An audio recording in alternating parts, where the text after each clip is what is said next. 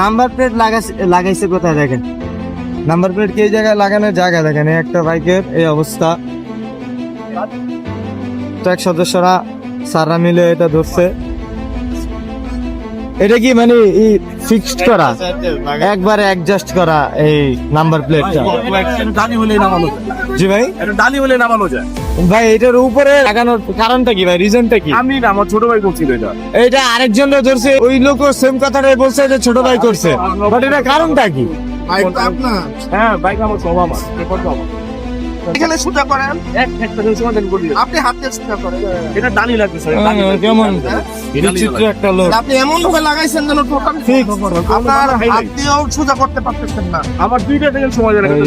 কেন আপনি হাতে নাম্বার প্লেট হাইড করে রাখার জন্য আমাদের সারা মামলা দিছে। তাহলে এটা কেন ব্লক করছেন? মামলার কাজ সম্পন্ন। পিছন থেকে একেবারে দেখা যায় না।